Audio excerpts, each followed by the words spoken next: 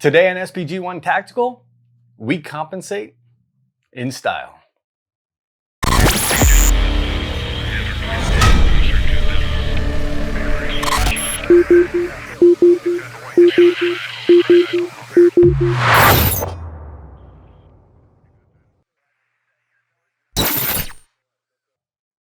I am a big fan of compensators on handguns. I think that they've earned their place and proven to be effective additions. Recently, I was provided the opportunity to review the new Backup Tactical Compensators for the Glock 19, Glock 43X, and Sig P320 platforms. So full disclosure, I did not pay for these compensators or barrels. However, as usual, it's my intent to provide a legitimate and honest review of any products I put on the channel. Now, the concept of dedicated compensators is pretty straightforward.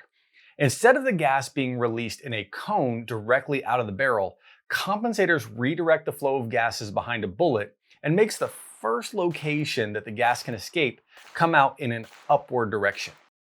What this effectively does is use the gas and pressure from the round to provide a force in the opposite direction of the muzzle rise. This then means that the perceived recoil and muzzle rise is effectively reduced, allowing for quicker follow-through sight acquisition and shots and less felt recoil. So now that we understand what compensators do, let's jump in to the Backup Tactical Compensators.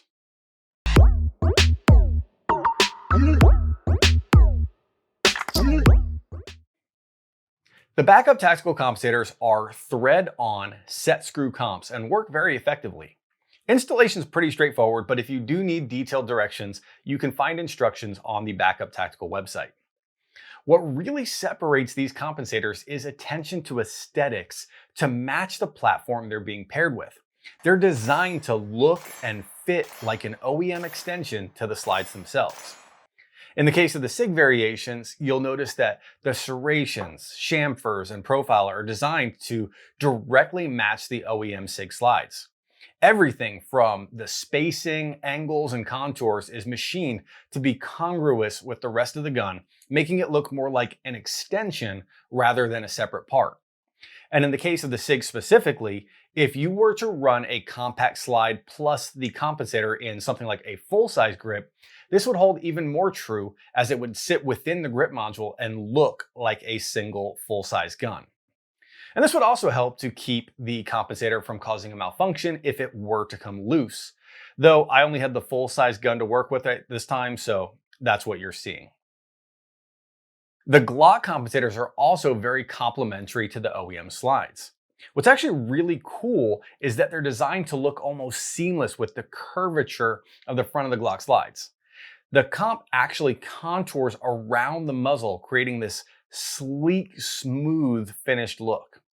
Something that's really functional about this is that it helps to stop malfunctions as well. If the compensator comes loose, the curved recess actually guides the comp into alignment, and then during firing, the base of the comp slides back into the dust cover, keeping it from rotating. Now, I'm not at all suggesting that you let your comp run loose, nor do I think this was an intentional design feature, but I am saying that if it comes loose, your Glock should stay functional when you need it until you can get back and secure everything. Also on the Glock variation, you may notice that the front is tapered on the sides towards the muzzle. It's also marketed as a snag-resistant compensator for reholstering. Not necessarily a huge feature, but it is a nice thought and consideration. And lastly, apart from the aesthetic to match their counterparts, the comps themselves have been designed to perform quite well. This is accomplished with both the port size as well as how the internals of the compensator are machined out. If you take a look down inside one of these comps, you'll see that the machining incorporates a smooth, rounded volume chamber. And what this does is reduce the turbulence of the already violent expansion of gas from the end of the barrel. And this makes the efficiency of the comp higher, which results in a solid redirection of gas. So now that we've talked about some of the features, let's take a look at the performance.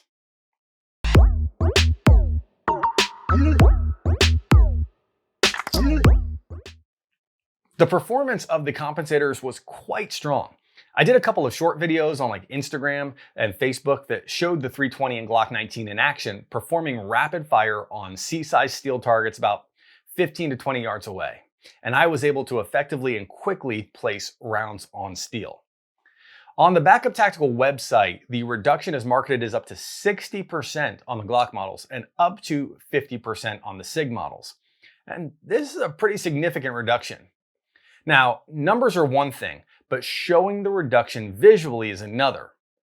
In this side-by-side video, you can see the Glock 43X with uncompensated on top and compensated on bottom. I've slowed the video down so you can really see the difference.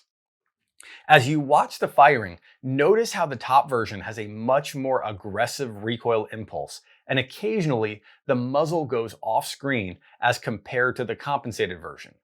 You can also notice how on the compensated version, I'm able to get back into my sights much quicker.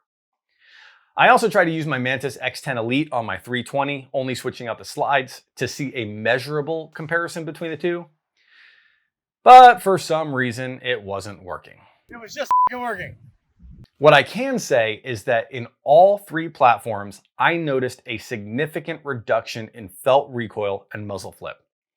The one time I was actually able to get some data from the Mantis was with the compensator attached on the 320, and over 20 rounds, the average muzzle rise was only 8.69 degrees.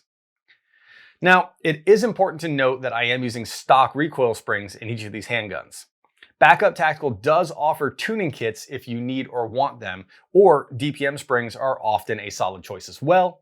But so far in my testing, the stock recoil springs have worked fine with 115 grain ammo. But if you do play with the recoil spring, you can get a really, really flat shooting firearm out of either the Glock or the Sig platforms. But now that we've seen both visually and empirically that the compensators are quite effective at what they're designed to do, let's close this video out.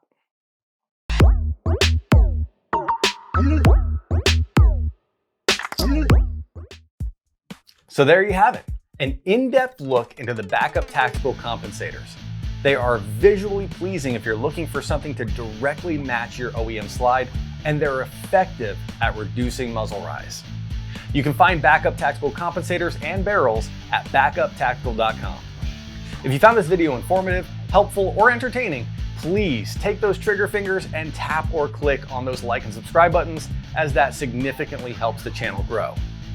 Once you've subscribed, head over to SPG1Tactical.com, where you can find endorsed gear, suggested books, affiliates, S2S 5-in-1 Gun Lube, SPG1 Tactical shirts, and a copy of the book that I helped to co-author, The 6 Bullets You Can't Leave Home Without.